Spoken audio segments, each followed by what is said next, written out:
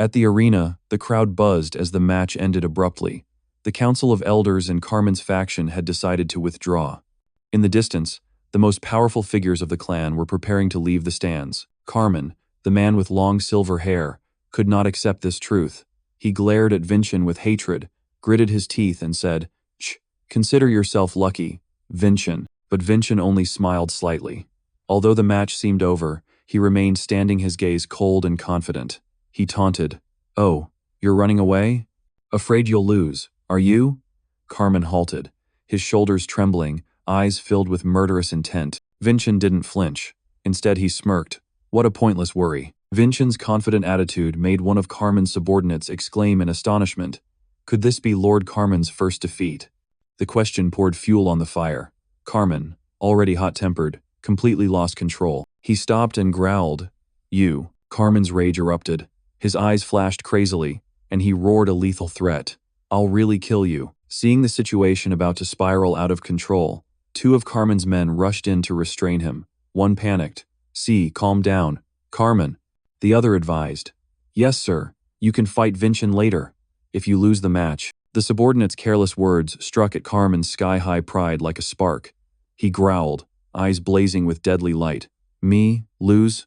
The words served as a warning that anyone who doubted his power would pay. The white-haired subordinate froze, realizing he had made a fatal mistake. Faced with Carmen's raging murderous aura, he stammered in fear, hurriedly explaining, "No, I meant." But it was too late. Carmen clenched his teeth, struggling to restrain the boiling fury in his chest. He knew his subordinate wasn't wrong, but his pride wouldn't allow him to admit it. Finally, Carmen turned and walked away. He called out loudly, "I know what you said is true, for now at least, so I will withdraw. But if you dare interfere in my affairs one more time." He stopped, eyes as sharp as knives, finishing his threat. "I'll start by cutting off your heads." Threatened by his master, the white-haired subordinate gritted his teeth in bitterness. He thought to himself, "Do you know who got you here? Just a little grown and already full of arrogance." Meanwhile, Vincent's teammate, a blonde man wearing glasses, grew impatient. "Big brother, we can't just let Carmen go like this." But Vincent remained calm, replying, "I know. At this point, we may have to use strong measures to stop him." Just then, a woman's voice rang from the arena stairs, cutting through the tension. A figure in white armor appeared. She called out, "May I take Vincent's place and accept that challenge?" This unexpected arrival and offer left Carmen, who had just turned his back, stunned. He widened his eyes, speechless. "You are..." Not only Carmen, even Vincent was completely shocked. He recognized the newcomer and stammered, "Sister is..." The mysterious woman finally fully revealed herself. In exquisite white armor, she exuded a powerful, commanding presence. A cry of amazement rang out, and the arena erupted when the name was announced. Lady Henna. News of Henna spread quickly through the crowd. She was the third princess, Henna Adenka, the heroine who single-handedly breached the fortress last year. Her appearance caused a major stir, as everyone believed she was on a mission in the southern continent. The biggest question now was, why was she here? Henna Adenka slowly climbed the steps and faced Carmen directly. Carmen snarled, "Why are you here? What have you come to do? To aid Vincent?" Carmen sneered, issuing a threat. "It seems you've forgotten my warning, Henna. Even if something happens to Laurent Helaim." But Henna simply smiled confidently, cutting him off. "Helaim will be safe." She explained that she had made a pact with the powerful force Yonggrim. Now, dragonfolk soldiers were guarding Lord Laurent's manor. Henna warned, "If you dare threaten Lord Laurent, be prepared to become Yonggrim's enemy." Henna stepped onto the final step, level with Carmen, and proclaimed loudly, "Of course I won't sit idly by either, Lord Carmen." Blocked on every side by Henna, Carmen could only glare in anger. He hissed, "You dare." After putting Carmen in his place, Henna turned to her still-stunned younger brother and smiled softly. "I stepped in myself. I hope you don't mind, Vincent?" One of Carmen's subordinates cried out in panic. Miss Henna, please don't act so abruptly." But Henna ignored him, facing Vincent and saying, "If you truly disagree, then I have a proposal." Then Henna stood beside Vincent, the two of them facing Carmen and the entire audience. She boldly announced the first clause of the agreement. "The winner of the match between the two of us will earn the right to challenge Lord Carmen." She paused, then said a second, bolder condition. "And, if I lose to Lord Carmen, I will officially support Lord Carmen to become the next head of the family." Henna's declaration exploded through the arena like a bomb, leaving Carmen stunned. The offer was so tempting that Carmen had to consider it. He thought of the succession struggle, of the weary stalemate with his rival Dea. In Carmen's mind, a scale of power appeared. He realized that if he could pull Henna's faction over to his side here, the balance would tip entirely in his favor. A cruel, greedy smile spread across Carmen's face. He thought, the succession match won't even need to take place. I'll win by default. I can defeat that troublesome Dea. Then he considered the other scenario. Even if Vincent wins, he'll be exhausted after fighting Hina. Then I can toy with a spent Vincent and accidentally kill him. Realizing he would benefit either way, Carmen no longer hesitated. He curled his lips into a gruesome smile and said, "Very well," he arrogantly announced to everyone. "I will only fight the victor. Do as you please." Carmen's subordinate frantically called his name, trying to prevent this rash decision. But Carmen had decided. He completely ignored his subordinate's desperate pleas. He turned back and glared in warning. Carmen's men could only grit their teeth in helplessness, watching events unfold in an unexpected way. Henna turned to look at her brother and calmly said, "So it's decided then." Vincent was silent, a bead of sweat running down his cheek. His eyes were heavy and conflicted. He did not want this battle to happen. A referee stepped into the center of the arena, raised his hand, and shouted, "From this moment, the match between Vincent Adenka and Hina Adenka will begin." Hina looked at her brother. She knew this place was about to become a stage of humiliation for herself. Vincent himself did not want this, he told himself. "I know one day I'll have to defeat Hina to free myself. But I've never wanted to disgrace her by overthrowing her in front of everyone." Vincent's gaze dropped, he said painfully. "I had hoped you wouldn't step out, sister." Recognizing the hesitation in his eyes, Hina looked at him, her voice both gentle and firm. "There's no need for that expression. Keep going forward. Surpass me, to prove to the Council of Elders, to show Carmen, and beyond that, reach for the dream I've always believed you could." Hina's words ran through Vincent like an electric shock, extinguishing all doubt. His gaze sharpened and hardened. To further steel her brother's resolve, Hannah decided to repeat a promise from long ago. Hannah recalled a distant memory. "That day, at the Francis Art Gallery, I said I would surpass you and take on the role of a warrior in your stead." At that moment, a promise etched itself into memory. Back in the present, Hina was enveloped in a stream of blue power. She stared directly into her brother's eyes and asked, "Vincent, right now, can you surpass me?" No longer hesitating, Vincent tightened his sculpted weapon as a purple energy flared around him. With fiery, determined eyes, he replied, "I'll prove it." In the stands, a green-haired female reporter shouted to the camera operator, "This is the battle of the monument Hina Adenka. Don't miss a single hair or poor record everything." The cameraman hurriedly answered, "Yes, ma'am." But then the reporter suddenly froze and exclaimed in surprise, "Huh?" She couldn't believe her eyes. Amid the intense tension, Hina was smiling. The monument. She's smiling? The referee stood at the center of the arena and gave the final signal. The two siblings stood at opposite ends, ready for the fateful battle. "Contestants, prepare." The referee shouted, "Begin." The moment the call ended, Hina's spear of light lunged straight toward Vincent. Her power exploded violently. A massive blue energy condensed into a razor-sharp crystal blade. She charged forward, thrusting the blade directly at Vincent. Vincent only realized the terrifying speed of his sister when her energy blade was already in front of him. He thought in shock, "Too fast." Hina smiled and taunted him, "But I won't let you surpass me that easily, so you'd better show me everything you've got." Hina unleashed her full power, summoning her ultimate technique. Mad Sculptor, Mycelian Ash, a massive, exquisitely crafted sword of light. Hina struck relentlessly with all her strength, shouting, "I'll pour every ounce of my power into this." Then she unleashed her ultimate blow, Bas Relief. The dazzling strike descended, creating an earth-shattering explosion. Vincent leapt aside in time to evade it. A horrific explosion erupted, its powerful blast shaking the entire arena. After Hina's opening strike, she lunged forward and drove her sword in without mercy. Vincent tilted his head in time to dodge. He gave a crooked smile and said to his sister, "You're still so serious about everything, aren't you, Hina?" In response to her brother, Hina tightened her grip on the hilt coldly and said, "I told you, if I held back, the council elders would criticize me." Vincent lay on the ground with a sword pointed straight at him. It seemed he was beaten, but he calmly said, "Then I have no choice." And at that moment a powerful surge of magic began to flow from his hands. Sensing a familiar yet strange energy, Hina was astonished. She widened her eyes, unable to believe what she was feeling. Instantly, a colossal, thunderous explosion burst from Vincent's position, forming a radiant sphere of energy. Seeing Vincent's thunder technique, Hina merely offered a smug smile. It seemed she had anticipated it and felt pleased that her brother's power had improved dramatically. Vincent stood amid a wasteland left by the blast.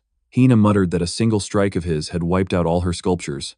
Even so, she showed no flinch. Seeing her brother still standing, she knew what to do and immediately charged, swinging her sword with lightning speed so he would have no time to prepare. Facing his sister's attack, Vincent remained silent, his gaze sharpened as if analyzing each of Hina's movements. Hina used her terrifying speed to create countless clones, surrounding Vincent.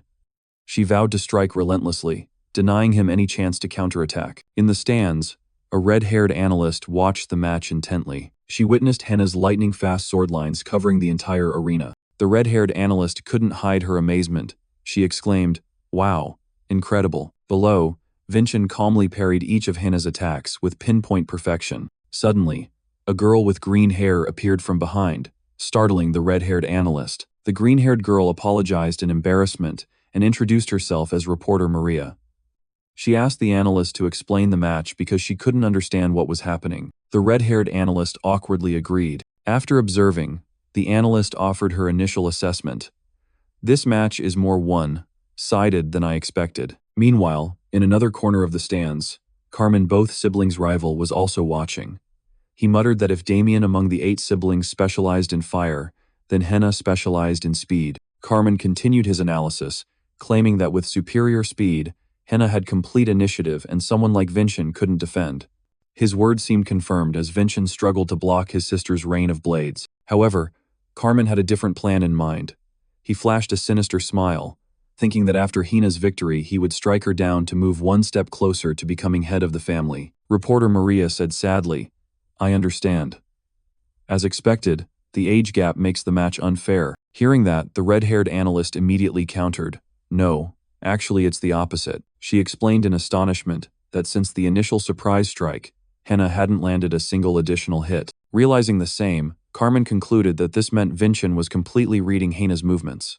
At the same time, Vincent easily used his hand to deflect his sister's attack. The moment Vincent fully grasped all of Hina's movements, he immediately turned the tables, using a purple energy blade to stop her attack. Both Hina and Carmen showed expressions of horror. Hina's initiative, born of her superior speed, had completely ended. Vincent smiled confidently and declared, "Now, the initiative is mine." With that, he unleashed his technique, Heavy Blade Tali Sasi. A gigantic purple energy blade rose from the ground and lunged straight at Hina. Taken aback by the counter, Hina hurriedly raised her sword to block, but before the absolute power of the Heavy Blade Tali Sasi, her sword shattered into pieces. Hina froze, unable to believe her eyes. Watching the fragments of her sword fall, a memory suddenly flooded Hina's mind, recalling someone's words from the past. The scene flashed back to the past. During a training session, Carmen had easily parried Hina's attack and cut her sword clean off. He looked at the still immature Hina and said, "Hina, you have a long way to go with skills like that." Carmen continued to belittle Hina, saying she couldn't even dream of becoming head of the family. From then on, she strove relentlessly, thinking that if she became stronger, the headship would be hers. She believed it was a coveted privilege everyone fought for, something one had to attain for success. With that thought, she resolved to fulfill the mission of the Adenka family. But that fateful day changed her thinking, the day at the Francis Art Gallery. Vincent had declared loudly that he was ready to surpass everyone, be it their father or Samian. It was his confident attitude in saying what he wanted that pushed her to completely change her own mindset. Back in the present, Hina looked at Vincent and thought to herself, while others aimed only for the headship, Vincent was the only one looking beyond it. Hina silently admitted that such an ambitious goal suited Vincent. At that moment, Vincent tightened his grip on the sword, his eyes burning with resolve to face her. As a direct heir, pride would not let her back down. "I will not yield easily," Hina roared. She unleashed all her magic. A colossal celestial guardian in the shape of a warrior goddess appeared behind her, gathering energy for the final decisive strike. Julian, Vincent's loyal guardian, shouted anxiously, "Hina's magic is surging." But Vincent remained calm. He knew Hina would use a single blow to finish the match. Vincent turned to Julian and said, "Then we should respond in kind." Julian, a warm memory flooded back. The newly finished painting, with ink droplets still glistening at the tip of the brush. In the memory, Young Vincent rejoiced at being given that painting, Henna gently ruffling his hair, a scene of utter tenderness. Buoyed by Julian's vigorous encouragement, Vincent smiled and prepared to unleash his strongest attack, his purple energy blade blazing brightly. The two siblings lunged at each other. Their ultimate techniques collided, creating a peak confrontation between two colossal streams of energy. In the stands, the red-haired analyst watched breathlessly. She knew this strike would decide everything. Below the stands, the two opponents looked at each other with tender yet determined eyes. Swinging the heavy blade, Vincent reflected on the journey so far, on Forsytine's blessing and the fruit of paradise. He knew he couldn't be standing here today without that priceless help. As Hina charged with her final attack, his thoughts continued. Because of her, he saved someone precious and freed himself from days of aimless wandering. This sincere gratitude fueled his decisive strike. The two attacks collided, producing a blinding explosion of light. In that moment, Vincent silently offered his heartfelt thanks. A massive energy blast erupted, engulfing the entire arena in a sea of purple light. The power of Vincent's blade proved superior. It easily pierced Hina's defense and heated the arena like never before. A quick, razor-sharp slash streaked through, and Hina's celestial guardian shattered under Vincent's overwhelming force. Hina had no time to dodge, utterly helpless against her brother's attack. Her armor cracked and broke, unable to withstand the final strike's impact. A cut across her shoulder began to bleed. As the dust settled, Hina knelt on the ground, completely defeated. Vincent stood tall in the distance as the ultimate victor. Seeing Henna wounded, Julian rushed to Vincent in panic and shouted, "Big brother, she's hurt. Help her, please." But Vincent coldly replied, "No." Vincent explained that helping Hina now would be an insult to the pride of a warrior like her. Hearing this, the bitterness of defeat on her face gradually faded, giving way to an odd serenity. Contrary to expectations, a gentle smile spread across Hina's lips. She looked up and stared straight ahead, replying to her grown-up brother, "I'm happy. Finally, the day you truly surpass me has come." Vincent turned his back, his silhouette long across the ruined arena. He declared, "I will become even stronger, stronger than anyone." Despite defeat and injury, Henna still smiled proudly, a satisfied smile at witnessing her brother's growth. She thought proudly, "This is my brother, Vincent." At the same time, the referee's voice rang out, announcing that Miss Hina had conceded defeat. The referee raised his hand and declared the winner of this duel, Vincent Adenka. After the fierce battle with Vincent, Henna Adenka lay unconscious. Fortunately, her wound had stopped bleeding and would soon heal. Vincent, having just won, coldly ordered the monks to take Hina away carefully. He stood on the ruined arena, his gaze fixed on another target. Vincent's eyes grew icy and resolute. He knew his true opponent had nowhere left to run. In the center of the arena, Vincent proclaimed loudly that he had proven his worth. His martial power had now surpassed the level of a fortress-class warrior. With a defiant expression and an arrogant smile, Vincent shouted, calling out the name of the one he wanted to face. "Come out, Lord Carmen." In response to the challenge, a massive greatsword suddenly descended from the sky, plunging into the ground right in front of Vincent. A voice rang out, mocking that there was no need to shout like that. A hand gripped the sword's hilt, asserting its presence. The one who had been called was right here. The shadow of the newcomer fell over Vincent. It was Lord Carmen, with long silver hair and a towering frame.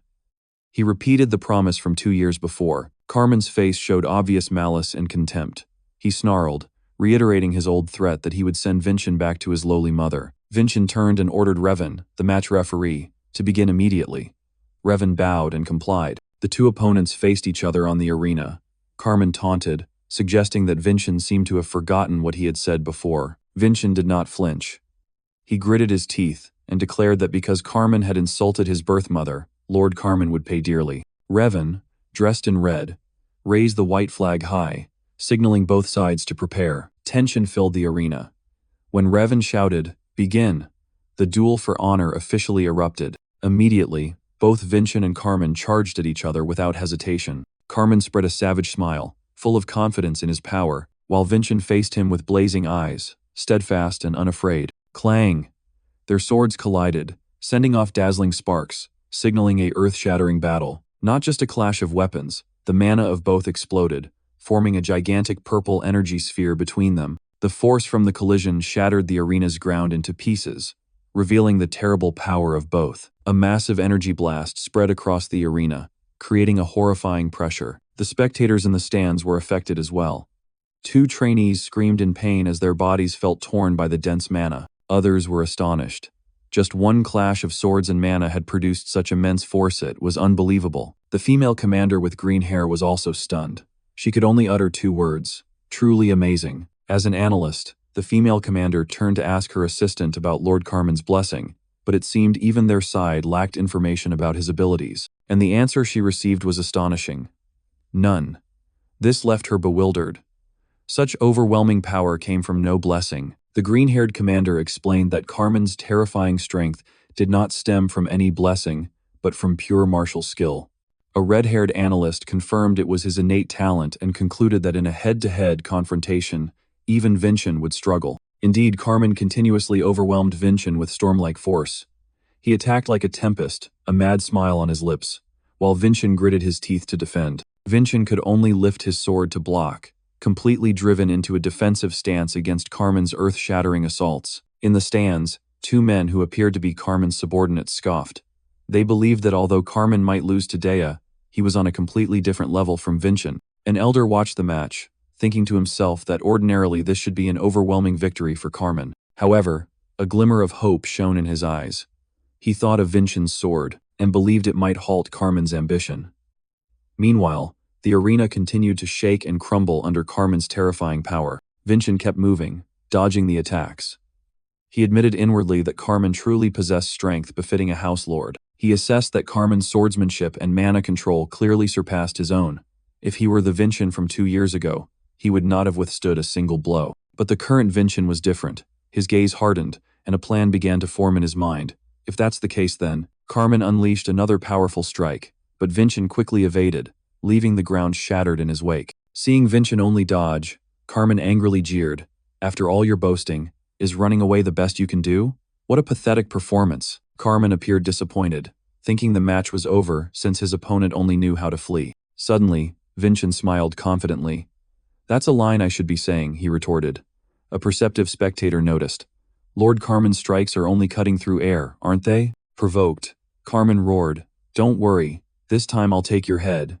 At that moment, a thum sounded, signaling a shift in the situation. Carmen froze when he heard the sound of water. He looked down and was astonished to see water rising around his feet. This is, a knowledgeable observer shouted, recognizing immediately. This is Vincent's water blessing. It turned out that while dodging, Vincent had been secretly stalling to draw up groundwater. His plan was finally revealed. Vincent pointed at Carmen, his eyes glowing with absolute confidence. He declared, "Now, this battlefield belongs to me." With that, a massive column of water erupted from beneath his feet. The entire dry arena quickly turned into a sea of water. The spectators panicked. Water is swirling across the arena. Lord Carmen is trapped. Isn't this too dangerous? A gigantic whirlpool formed, gripping Carmen tightly and neutralizing his advantage in physical strength. Carmen swung his sword wildly, trying to hack through the water that bound him. However, his brute physical force was useless against Vincent's fluid technique. Soaked and restrained, Carmen's arrogance did not diminish. He snarled with contempt. With this little water trick, do you think you can defeat me? Vincent sneered, warning Carmen that after playing with water, he should watch out for electric shock. Saying that, he unleashed a powerful bolt of lightning into the surrounding water. Carmen realized Vincent's true plan in horror. He roared in anger and pain as the electricity ran through his body. A massive lightning pillar struck, combined with the water to create a wide-area attack, submerging Carmen in an ocean of electricity. The combined force of Forsetti's power and the Thunder Giant struck Carmen. At this point, Carmen had no ability to defend himself. Sensing the moment had come, Vincent's eyes turned cold. He decided to finish the fight right there. Vincent channeled all his strength, intending to link all his blessings into a single strike. Energy chains wrapped around his sword. The ultimate attack was unleashed, producing a blinding burst of light that hurtled straight toward Carmen. All the blessings Vincent possessed from the Wolf King and the Water God to the Thunder Giant King were merged, forming an attack of unimaginable power. The moment they collided, everything seemed to explode. Vincent's powerful strike appeared to have hit its mark perfectly. The entire arena was engulfed by a massive purple energy blast. As the dust cleared, a terrifying silence fell over the arena. The spectators, including the female commander and the analyst, held their breath and watched. What the hell is happening? they wondered. The red-haired analyst stammered, her face showing utter disbelief. Impossible. Even Revan, who had witnessed countless matches, cried out in horror. No way. This can't be. The confident smile on Vincent's face vanished. Through the smoke, he saw an unbelievable sight. Carmen still stood firm, parrying his attack with his sword. Around Carmen now swirled a blazing orange-gold aura. He was unharmed after Vincent's full-power strike. Vincent was utterly shocked. Sweat began to pour down his forehead. How is this possible? He couldn't believe his eyes. Within the fiery halo, the form of a Skull King appeared behind Carmen. Vincent recoiled in horror as he realized the truth. Carmen, you. Could it be you're enveloped by the Skull King's blessing? Continuing the battle, Vincent was stunned to see his opponent, Carmen, also using the Little King's blessing, a skill unique to him. Vincent froze, unable to believe his eyes. How could Carmen use his power? They crashed into each other, swordplay and magic colliding violently. The fight was tense and evenly matched. Carmen looked at his glowing hand and smirked. He realized the ability was not only defensive but also amplified strength, more useful than he had thought. Vincent roared in anger, demanding to know how Carmen could use the Little King's power. Carmen replied confidently that Vincent would be even more surprised, then lunged forward with terrifying speed. Carmen went on to use another of Vincent's skills, this time the Thunder Giant. He channeled the giant's power into his sword, creating a lightning strike. A horrific thunderous explosion engulfed the arena floor, its force causing the whole Colosseum to shake. In the stands, the spectators, including a bearded man and a young woman, were aghast and had no idea what was happening. Vincent was blasted backward. He screamed in panic as he realized it was his own technique. Vincent hit the ground, still in disbelief. He couldn't understand how Carmen could wield both the Little King's power and the Thunder Giant. Carmen taunted Vincent, asking if he really thought Carmen had been idle for the past 2 years. Finally, Carmen revealed his secret. The trait he had gained was imitation, a power he acquired 2 years earlier on the Pirate Isles from the owner of the obsidian chest. Julian, a companion of Vincent, was also astonished. He hadn't expected Carmen to obtain that god's blessing. Vincent turned to ask Julian about that god. Julian explained it was an evil deity worshipped by pirates. He had once tried to gain its blessing but had given up. According to legend, the sea's cruel god issued a challenge. Anyone who coveted his power must come to him, and the price to pay was only one life. But no formidable challengers came forward, for they feared the nameless evil god. Because of that cowardice, the deity prepared a blessing as bait. The scene shifted to Carmen's flashback.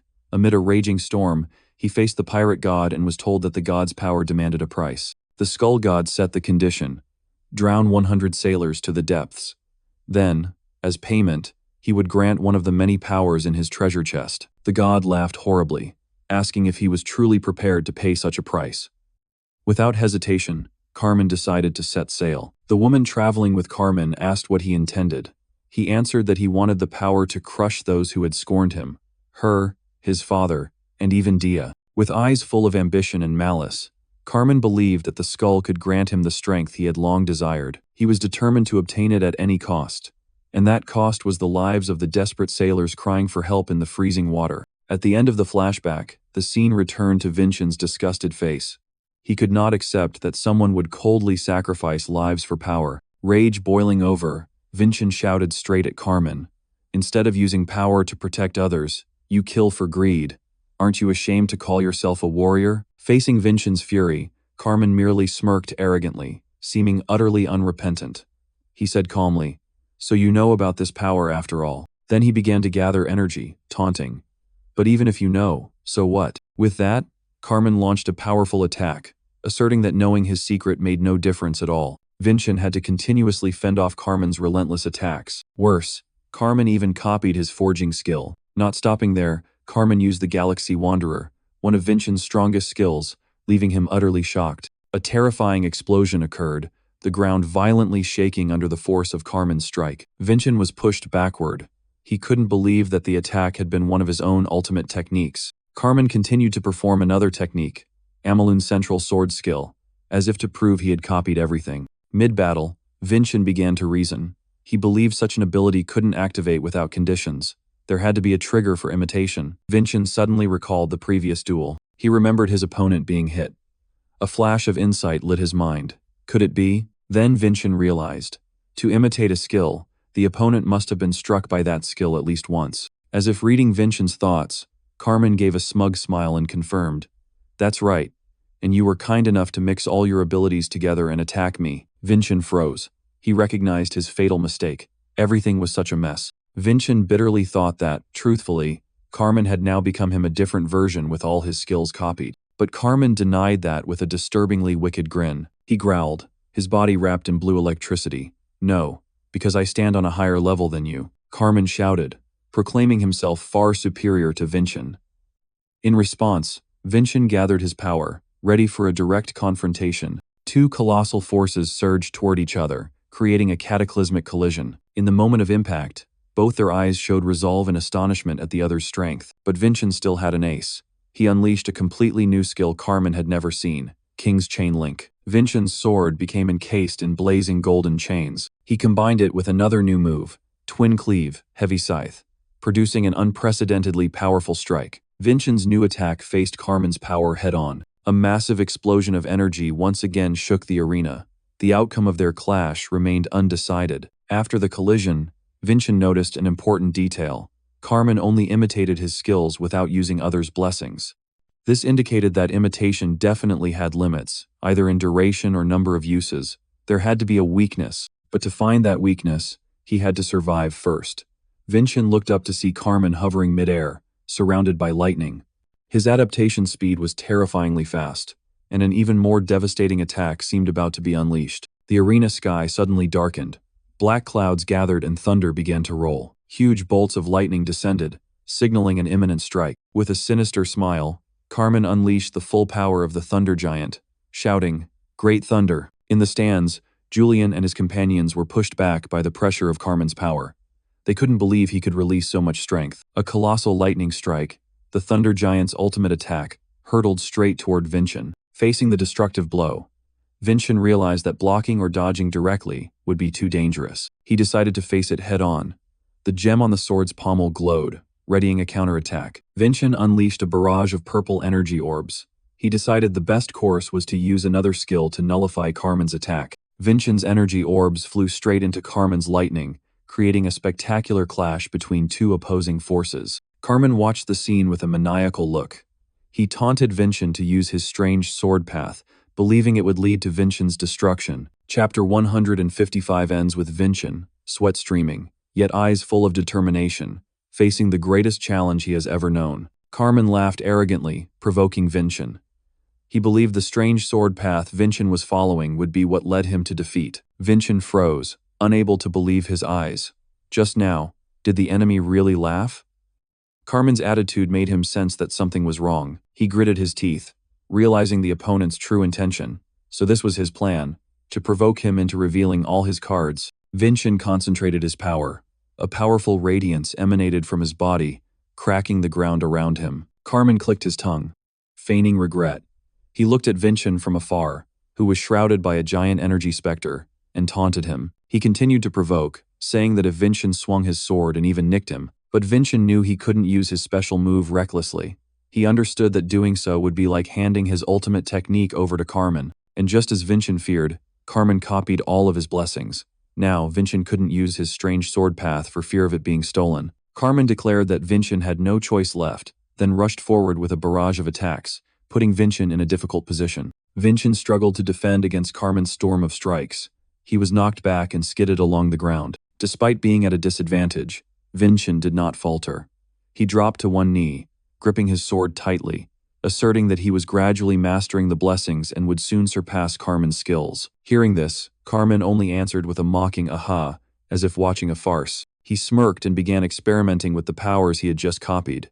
He wondered how fast the combination of Galaxy Wanderer and Dwarf King would be. Vincian could only watch in silence, sweat streaming down his temples. The enemy was using his own power against him, even combining them creatively. Carmen explained that each blessing was strong on its own, but when combined, they became even stronger. Then he unleashed a terrifying force, forged from the stolen blessings, overwhelming Vincian. Vincian was astonished to think that in just minutes, Carmen had mastered 4 blessings. It was an incredible talent. Seeing this, Vincian was furious and pointed at Carmen, questioning why someone with such talent would follow the dark path and crave that corrupt power. Carmen only sneered, claiming Vincent was just like his father, spouting meaningless, outdated words. Confronting the other's ideals, Carmen roared that victory alone makes a warrior. As long as you win at all costs, that's enough. He lunged forward, asserting that in the end, only the victor's record would remain. Looking at Carmen's demeanor, Vincent felt despair. He wondered if he would once again kneel before this method. In his most desperate moment, a familiar voice rang in Vincent's head, urging him not to give up. Just as Vincent felt despair, a familiar voice sounded, questioning why he would give up so easily.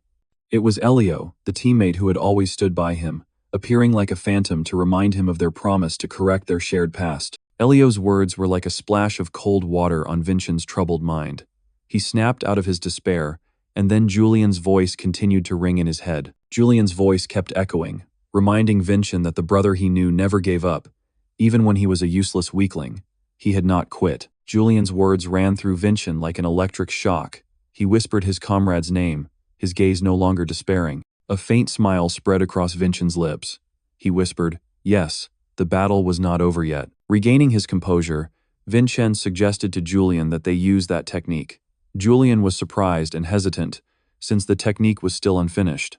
But Vincent simply asked whether they had any other option. Faced with Vincent's determination, Julian agreed. The two decided to test the unfinished technique as a final trump card. The scene suddenly shifted into a deep mental space, where only Vincent, Julian, and glittering constellations remained. Vincent asked Julian whether these stars held any special meaning. Julian replied that he had been thinking the same thing. Both of them felt a strange familiarity from these constellations. Suddenly, another voice rang out, asking if they thought it resembled the sword path of the special strike. A woman with horns and a red dress appeared, Annalyn. Vincent recognized her immediately. Annalyn smiled and said that they had finally noticed. Annalyn explained that these constellations were what Master Aslan had left behind. She emphasized that this was his final arrangement. Immediately after, the mental space dissolved, returning them to reality. Back in the arena, Carmen had run out of patience. He bellowed, asking if Vincent had finished muttering to himself. Carmen decided to end the fight. He would concentrate all the techniques he had copied into a single strike. He gathered his power, forming a gigantic red energy greatsword, and declared he would cleave Vincent in two. Facing the devastating attack, Vincent did not flinch. He charged straight ahead, telling himself this was the only chance, even if the technique would be stolen. Watching Vincent's action, Carmen sneered at his foolishness for daring to rush into death alone. He thought Vincent had finally gone mad. But deep down, Vincent knew timing was everything. He needed to create an opening and finish the fight immediately. Two world-shaking forces collided, producing an earth-shattering explosion. The tremendous blast from the two techniques made the entire arena tremble. Though pushed back, Carmen laughed maniacally, shouting that he would crush Vincent and split him in two. Vincent braced himself, vowing to endure until Julian found the way. He gritted his teeth and focused on the new technique Annalyn had passed on. It was the Holy Sword Strike, created by Master Aslan, a technique infused with divine power. The secret of this technique lay in that it was a sword path saturated with divine power. Because of that nature, it opened up an unprecedented possibility. That possibility was that a new god, like Julian, could himself create an entirely new sword path. To Carmen's astonishment, Julian raised his hand, unleashed his divine power, and drew a brilliant path of light right before Vincent. Vincent's attack sped along the sword path Julian had just created. Carmen realized in horror, wondering how Vincent's strike could travel along the blade like that. At the decisive moment, Vincent and Julian shouted in unison, "Now!" Their eyes both flashed with determination. Vincent's sword attack and Julian's creative sword path occurred simultaneously. Julian from above formed the path of light. Vincent below followed that blade, a perfectly combined strike that pierced through all of Carmen's defenses. At the moment the technique struck, both Vincent and Carmen showed surprise on their faces. One was astonished by his own power, the other by an unbelievable defeat. A blinding light enveloped Carmen. The technique had hit its mark. The power of the attack was so immense that it produced a massive explosion, engulfing the entire arena. In the mental space, Annalyn pondered a name for the technique. She suggested the end and destruction, but then she playfully brushed it off, claiming that the end and destruction was a name that belonged to her. Carmen's giant energy blade shattered into pink crystal fragments, raining down. A little disappointing, but that was it. Annalyn decided. Call it the Transcendent Sword Strike. Vincent stood firm amid the shower of crystals, becoming the victor. Dazed, Carmen couldn't comprehend what had happened. He had seen no sign of a sword path, yet the attack had appeared out of nowhere. Vincent explained that normally, with all the copied power, this would have been Carmen's victory, but Vincent possessed a power the other could never imitate. It was the power derived from Julian's existence. Julian, looking happy and relieved, exclaimed, He did it." The referee, visibly stunned, stammered as he announced the winner. The stands erupted. All teammates and friends cheered at the spectacular victory. The winner of this match is Vincent Adenka. A henchman was carefully lifting an arm. Scene cuts to a lavish hall. Carmen storms in furious, followed by two henchmen.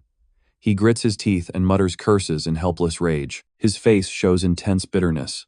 He roars that he will not accept this defeat and vows to kill Vincent at any cost. Suddenly, he startles as he senses someone's presence behind him. That person is none other than his father, the patriarch of the family, a commanding man with a cold gaze and a dignified beard.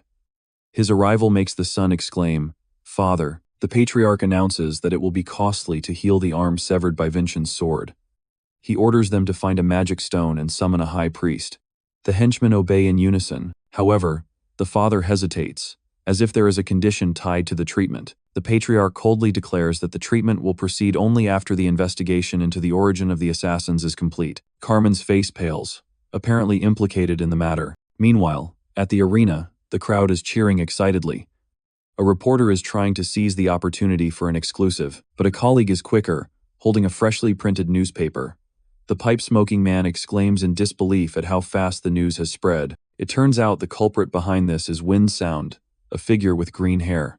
She had quickly spread the news of young Master Vincent's victory everywhere. Wind Sound gives a smug smile. She reveals that the article was written in advance, right when the match began. News of Vincent's victory spreads like a storm, reaching everyone through newspapers distributed far and wide. The headline praises Vincent as a divine leap to lead the next generation. Meanwhile, Carmen, enraged, thrusts his sword into Vincent's picture in the paper. Elder Pitinel, an old man with white hair, is furious. He's so enraged he plants a dagger into the table, cursing Vincent. A blond man wearing glasses tries to counsel him, but Pitinel shows no calm. He yells, demanding that everyone see whether he looks composed. Another speaks up, recounting that Vincent defeated all direct heirs, even the second son, without using a sword. Now, no one can stop Vincent. Their only remaining card is the eccentric second son, a man who acts on whim. The white-haired youth sits in quiet contemplation, seemingly indifferent to the shifting power dynamics. Back at the elders' meeting, Pitinel remains furious. He claims Khan, who nominated Vincent, has taken an unprecedented action, overstepping their influence. That action was the overthrow of their Adenka Council of Elders. Fear and anger are evident on Pitinel's face. Another elder with a scarred face cannot hide his shock and worry at the current situation. The blond man stands and says that given the situation, they have no choice but to see it through to the end. Another elder with a mustache slams his cane on the ground and declares they must bring down that arrogant Vincent. He grits his teeth, eyes full of killing intent, concluding they must eliminate Vincent at any cost. A dark plot against Vincent is decided. Scene shifts to a snow-covered land under the night sky. Vincent reunites with a woman dressed nobly, Lady Adenka, his mother. She congratulates him on his victory but warns that he will face the elders' extreme hatred. She uses a proverb to describe Vincent's situation. The stone that sticks out will surely be struck down, implying those who stand out become targets to be crushed. Vincent merely smirks confidently. He replies that once he's strong enough to wear down those attacks, it won't matter. Seeing his son's confidence and composure, Lady Adenka smiles with satisfaction. She goes on to analyze, predicting that if she's not mistaken, the Council of Elders will soon promote him quickly. Vincent immediately grasps their intent. He says that in return they'll give him an impossible mission, or that the mission itself is a big trap, such a predictable scenario. Lady Adenka grows serious, admonishing her son not to let his guard down. She explains that they possess strategies that have shaped Adenka for 500 years.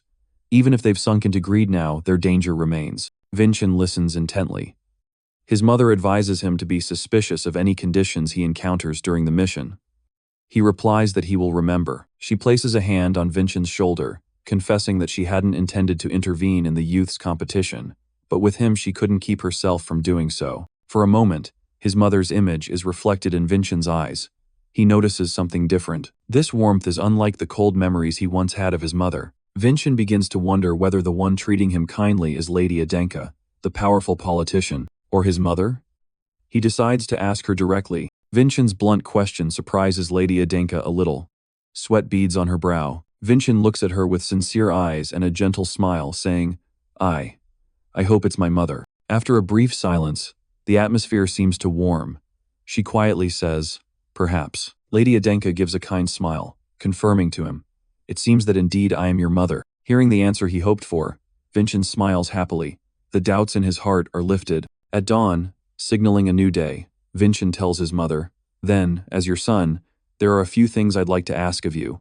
Their relationship has turned a new page. The next morning, Vincent is walking through the fortress grounds. Suddenly a voice urgently calls his name from behind. It's the female commander of the fortress, a girl with fiery red hair. She rushes up, saying something major has happened. Without explanation, the commander thrusts a scroll of parchment into Vincent's hands, urging him to read it at once. Yet, in complete contrast to her panic, Vincent merely smiles calmly. He says nonchalantly, the Council of Elders must have assigned me a mission, right? Perhaps a condition for that special promotion. Vincent's composure sends a chill through the commander. She hadn't expected him to anticipate the council's move. Vincent only smiles, explaining that he got a tip from his mother.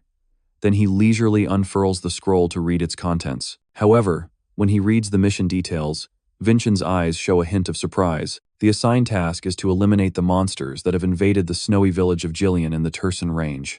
Attached is a note. Upon completing the mission, Vincent will be officially promoted to Fortress Warrior. The seal of the Adenka Council of Elders is prominently at the bottom of the page. The title Fortress Warrior is the bait the council has offered. Vincent's blonde assistant remarks that the council is acting much bolder than expected. Vincent agrees, his expression hardening. He knows what this means. This mission will be even more dangerous. The image of the Grand Elder appears with a sly smile, confirming this is a deadly trap. Meanwhile, at the council meeting, an elder says that Vincent now holds a power they cannot control, and they must find a way to deal with it. Hearing this, the Grand Elder merely curls his lip in a contemptuous smile. A power you can't control? He bellows, so what of it? His eyes flash with ferocity. An opponent who cannot be subdued by force? Then, the scene abruptly shifts to a desolate, snow-covered mountain. A villager is shown desperate and terrified in the blizzard, revealing the real danger at Jillian Village. The Grand Elder's voice rings out viciously. We will bring him down by the methods of the Council of Elders.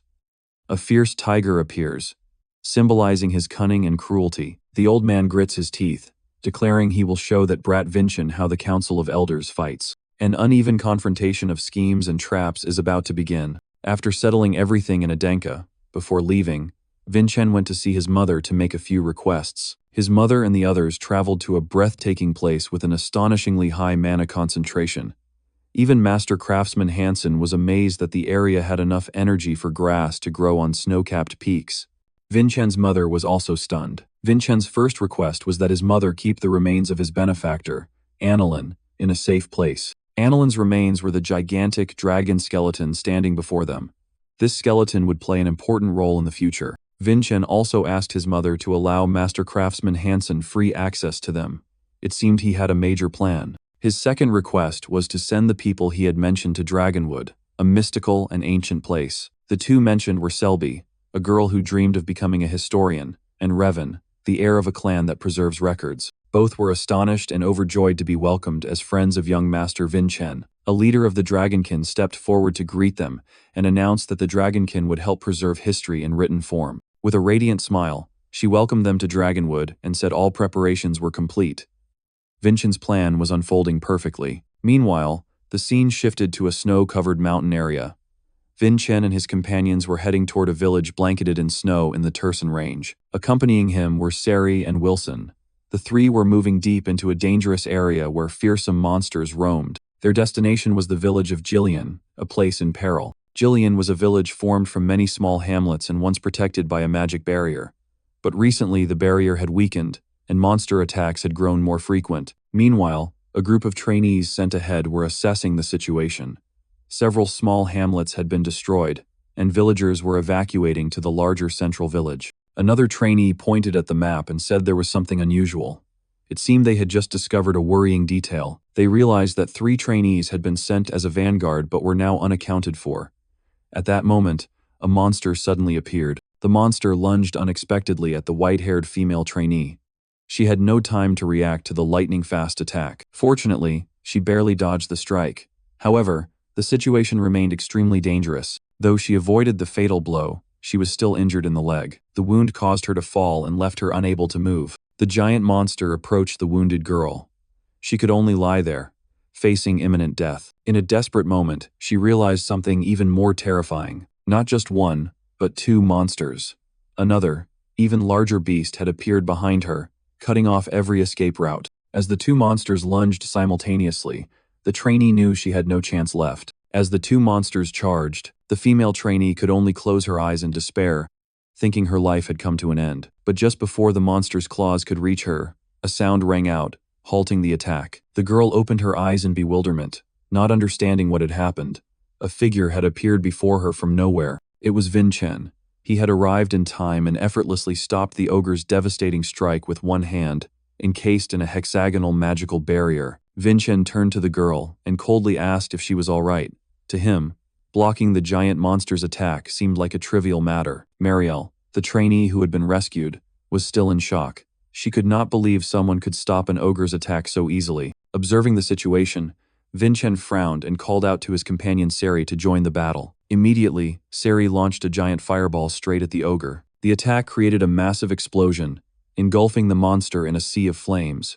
Its power made Marielle scream in terror. Then Seri flew up and used her ice magic to strike the remaining ogre. Seri cried out in joy, thinking she had defeated the beast. But her joy was short-lived as the ogre roared in anger. Her attack had only wounded it slightly. Just as the ogre was about to counterattack, Vincent acted again. Purple magical butterflies appeared, signaling a powerful skill. With a graceful slash, Vincent's sword, wrapped in violet energy, easily pierced the ogre's defenses. He used transcendent swordsmanship, an ultimate technique, generating a colossal beam of energy that shot into the monster and finished it instantly. Marielle could only utter the word amazed as she witnessed Vincent's unimaginable power. After easily eliminating both monsters, Vincent calmly approached Marielle and inquired about her wound. His concern surprised her. Suddenly, Marielle leaped forward and hugged Vincent tightly. Much to his astonishment, both Seri and Wilson could not hide their shock and surprise at the turn of events. Vincent supported the exhausted Marielle. She breathed a sigh of relief, sobbed into his chest, and kept thanking him, saying she would have died without them. Vincent remained silent, his gaze calm yet full of concern. The group stopped to rest. They lit a fire to warm themselves and had dinner. They gathered around the fire, and Wilson kindly offered warm water to everyone. The girl, Marielle, smiled warmly as she accepted the cup, thanked him profusely, and lightly praised that Vincent's retinue was very kind. Wilson couldn't help blushing deeply. Marielle's beauty and kindness moved him, but he also froze when he noticed something familiar about her. Vincent sat beside her, observing her posture. He was certain she was one of the Vanguard trainees who had gone missing. This girl was Marielle, a third-rank trainee. She was famed as the most beautiful among the Red Fortress trainees, and the number of people who called her their first love had reached double digits. Countless trainees had fallen for her beauty, and that was why. She was nicknamed First Love Marielle. Her smile could melt even the iciest heart. Aware of Marielle's reputation, Wilson could only shake his head in self-doubt, thinking she was on a level far beyond him. Seri watched Wilson awkwardly blowing on the long cold cup of water and felt slightly annoyed by his clumsiness. Moreover, Seri noticed Senior Marielle sitting very close to young Master Vincent, which made her somewhat displeased. Vincent paid no attention to such trifles. He looked at the slain ogre and asked Marielle if it had been the target of their conquest mission. Marielle lowered her head, her expression complicated. She answered vaguely, "We thought so." But Marielle's answer was cut off by a distant voice calling her name. Both Vincent and Seri startled and turned around. One of the newcomers was overjoyed upon seeing the light from the campfire, knowing they had found the right direction. They were the two remaining Vanguard trainees, Brick and Keshin. They sighed in relief upon finding Marielle, one of them even scolding for having worried about her. The two hurried toward the fire, calling Marielle's name. They were stunned to find her sitting with a group of strangers. As they drew near, Vincent's sword suddenly shot forward and slammed into the ground before them as a warning, and the two froze in shock. Marielle looked frightened and slightly puzzled by Vincent's action. Vincent stood between her and the two trainees, his voice menacing. "You." Vincent's eyes flared crimson, full of rage. He growled, a loaded, deadly question. What the hell did you do? In the dead of night, with snow blanketing everything, a group of trainees arrived and were astonished. Before them, amid the desolate mountains, was an oddly peaceful campsite. Keshion and his teammates froze when they saw Vincent, Marielle, and a few others relaxing by the fire. Keshion, a senior trainee with striking blonde hair, gaped in disbelief. He couldn't believe what he was seeing. Anger and bafflement showed on his face. Marielle was equally stunned. She couldn't understand why Vincent would act that way. Keshion and his teammates looked skeptical. They turned to each other, speechless at the unbelievable scene. Keshion angrily confronted Vincent. He accused Vincent of acting recklessly and unilaterally, endangering everyone. Contrary to Keshion's anger, Vincent rose calmly. He explained that Keshion had violated the most basic rules taught in the Fortress Handbook. Keshion grew even more furious at Vincent's words. He couldn't accept a rookie daring to lecture him. Keshion pointed at Vincent and shouted, claiming his combat experience far surpassed that of a newcomer like Vincent. Meanwhile, Sarah and another teammate watched silently as the atmosphere grew increasingly tense. Keshion continued to spew arrogant words, completely dismissing Vincent and insisting he was the one in the right. After a heated exchange, Keshion smirked confidently and gave a thumbs up.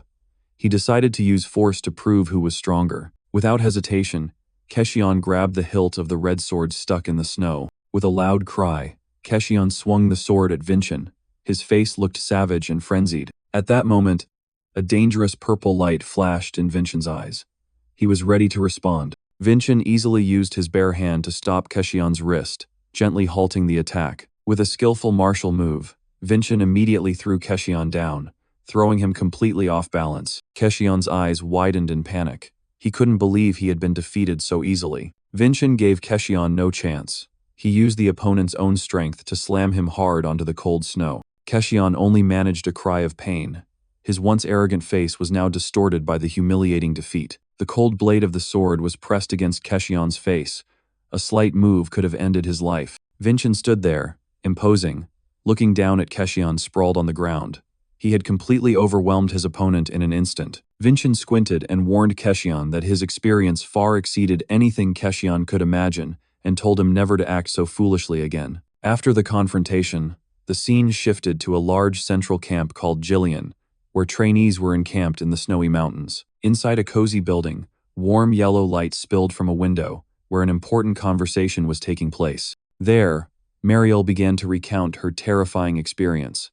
Contrary to initial assumptions, she said the thing that attacked her was not an ordinary goblin, but a completely different creature. Marielle trembled as she told her story, her face pale with fear. What she encountered wasn't a goblin, but a giant black tiger with blazing eyes that roared and destroyed the entire village. Recalling that horrific moment, Marielle could only clutch her head as the beast's roar still echoed in her ears. She could only squeeze her eyes shut, her body trembling uncontrollably, utterly powerless before the black tiger's strength. Strangely, after destroying the village, the black tiger quietly walked away, leaving Marielle alone amid the ruins and the white snow. It vanished into the swirling blizzard as if it had never appeared. Vincent listened intently to Marielle's story. Beside him was Julian, a small, bespectacled spirit and Vincent's capable assistant. Vincent deduced that this was not an ordinary beast. It was very likely that some beast trainer had brought the soul of a dangerous monster to these mountains. After finishing her story, Marielle was still trembling. She looked up at Vincent with pleading eyes. Vincent coldly replied, "What?" Vincent's red eyes flashed sharply as he analyzed every detail of Marielle's account, trying to find clues. Without waiting for Vincent's agreement, Marielle rested her head on his shoulder and smiled gratefully. "Thank you for saving me." Seeing that intimate moment, Keshion ground his teeth from afar, fury and jealousy flaring in his eyes. Keshion stepped forward, his voice full of malice, demanding Vincent accompany him. He couldn't stand that Marielle was paying attention to Vincent. Vincent replied calmly, "If there's an issue, come to my room and say it." He paid no mind to Keshion's attitude. Vincent's dismissal poured oil on the fire, making Keshion even angrier. Unable to restrain himself, Keshion roared and launched a mana-filled punch at Vincent. But Vincent was faster. His eyes flashed blue, and a vast energy began to emanate. By releasing his mana alone, Vincent generated a staggering pressure that sent Keshion and the others to their knees. Everyone was stunned. They couldn't believe that merely releasing mana could produce such terrifying power. Cold sweat ran down Keshion. His arrogance had vanished, replaced by utter fear. Vincent's shadow loomed over them all. His presence was so imposing no one dared raise their heads. Vincent's expression did not change, cold and authoritative. Then he walked up the stairs and looked down at Keshion kneeling below. The gap in rank was painfully clear. Vincent's eyes turned red again. He warned Keshion that his patience had limits and told him not to act like a child again. Keshion ground his teeth but could only bow his head and accept the bitter truth. The confrontation ended in his total defeat, in both strength and pride. After subduing Keshion, Vincent coldly turned his back and left. He returned to his room behind a closed door, where secret discussions were about to take place. Back in the room, Julian reported to Vincent that everything was quiet and there were no signs of any assassin. Vincent removed his coat, thinking about his mother's warnings and wondering if he had overreacted. Vincent recalled the pressure he had produced, power sufficient to sense any murderous intent within its range. If there had been an assassin, he would have known. Vincent sat on the bed and explained to Julian how to sense killing intent through mana. His sword lay right beside him, always at the ready. Just then, there was a knock at the door. Both Vincent and Julian were surprised. A visitor at this hour? Vincent called for the person outside to enter. They both turned their eyes to the door, waiting to see who it was. The door opened, and Marielle entered in a thin nightgown, carrying a tray of tea. She wore a smile that was both alluring and mysterious. Julian, naturally innocent, immediately blushed and became flustered at Marielle's appearance. Marielle said she had come to thank Vincent and apologize for Keshion's actions, but Vincent remained silent, unmoved by her looks. Vincent narrowed his eyes. He sensed that something was off. His gaze was full of caution. Marielle smiled suggestively, saying that nighttime was the best moment for forging a deeper connection. She moved closer to Vincent, her smile growing more provocative. Clearly, her purpose was more than a simple thank you. Vincent's eyes widened, his alertness spiked. He couldn't understand what Marielle's intentions were. Marielle advanced slowly, each barefoot step seeming to test Vincent's patience. She suddenly placed her hand on Vincent's chest and pushed him back onto the bed. Vincent lay on the bed, completely surprised by Marielle's bold move. He stared at her, trying to guess her true purpose. Before Vincent could react, Marielle straddled him, hands planted on his chest, wearing a knowing, victorious smile. This night promised to be very long. Marielle was on top of Vincent, seductively asking about the scent of the tea and whether he felt his strength being drained. Julian panicked when he heard the word tea. He shouted, "Could it be that she slipped something into the tea?" Marielle flashed a wicked smile, bearing a fang, and said that soon she would look even more attractive to Vincent. She leaned close to Vincent, assuring him she wouldn't harm him, while Vincent remained silent. And in just one night, they would both benefit. But suddenly, a sharp sword was pressed to Marielle's throat. It turned out Vincent had reversed the situation. He subdued Marielle and warned her not to move. He lifted her up and said that his actions had been completely hidden from the observer outside the window. Marielle was astonished. She couldn't believe how Vincent had drawn his sword while being pinned down. She hadn't even seen it happen. But Vincent's sudden question startled her. He asked, "Could the Council of Elders really interfere in courtship?" Marielle quickly regained her confidence, smiled, and retorted by asking Vincent what he meant by the Observer or the Council of Elders, saying she only wanted to get closer to him. Vincent coldly exposed her scheme, asking, "You mean getting closer with a stimulant made from Renoxa petals?" Marielle was stunned. She hadn't expected Vincent to know everything from the start. Vincent smirked, called her first love Marielle, and said she always knew how to seize opportunities. In another room, a fist clenched in anger. It was Keshion. He was furious. He cursed Vincent silently for daring to treat him like a fool. Not only that, Keshion was enraged to see Marielle, his first love, seemingly completely fallen for Vincent. Keshion shouted in fury. The companion hurriedly advised him to calm down. A friend said the blizzard had eased, and he would go out to buy some necessities. Keshion only muttered a thanks. As that friend left, Keshion scowled with hatred, clenched his fist, and gritted his teeth. "Just wait, Vincent." However, the apprentice did not leave immediately. He paused at the door, his expression thoughtful. Back with Vincent and Marielle. Vincent directly asked Marielle about the mission she had received from the Council of Elders. Marielle, though restrained, remained cunning. She asked if she told him, he would want her to act as a double agent between him and them. Vincent confidently replied, "Yes, because being on my side will be better for you." Marielle feigned surprise and asked why. Vincent smiled mysteriously and nonchalantly declared, "Because I plan to destroy the Council of Elders in the near future." Vincent's earth-shattering declaration left Marielle completely shocked. Her pupils contracted in astonishment, signaling a major forthcoming change. After Vincent's shocking statement, Mariel fell silent, unsure how to react. She burst out laughing, thinking it absurd. Yet, somehow the words of a madman like Vincent carried a strange persuasiveness. Mariel agreed to cooperate, but first she wanted Vincent to answer one question. Vincent calmly asked, "What?" Blinded by a woman's pride, Mariel bluntly asked Vincent whether he was impotent or if he preferred men. Mariel's blunt question left even the always composed Vincent momentarily stunned. Mariel angrily shouted that it was abnormal for him to be near her so long without his face flushing. Julian was also a little worried. He thought the spirit of some old man had possessed Vincent, causing his body to deteriorate as well. Vincent coldly replied that it was simply because Mariel wasn't his type. In Vincent's mind, no matter how beautiful Mariel was, she still looked like a child. Vincent's words wounded Mariel's pride. She felt utterly humiliated. Despite that, Mariel decided to cooperate with Vincent. She stepped to the window and reached for the curtain. She confessed that she was a spy for the Council of Elders, ordered to seduce and spend the night with him. Once the plan succeeded, they intended to control him through her. In return, they had promised her a bright future. Mariel admitted it was a dirty tactic. She proposed that he report she had successfully seduced him, so the council would let their guard down and reveal weaknesses. To make the charade look real, Mariel sat down beside Vincent. She smiled seductively and said it would be natural for her to stay and sleep here tonight. Immediately, a dangerous gleam flashed in Vincent's eyes. He suddenly used the skill, Thunder Giant, creating an extremely powerful ball of lightning that struck Mariel. Mariel couldn't react in time and was blasted backward by the powerful electric surge. She slammed into the door and collapsed to the floor, groaning in pain. Mariel angrily shouted at Vincent, asking why he treated her that way after they had agreed to cooperate. Vincent, electricity still crackling on his hands, coldly replied that the minimal respect he gave her was not killing her immediately. Mariel was left speechless by Vincent's cruel answer. Horror once again enveloped her. Vincent calmly sat on the edge of the bed, sparks still dancing on his hands. He looked at her and continued, preparing to reveal a truth even more terrible.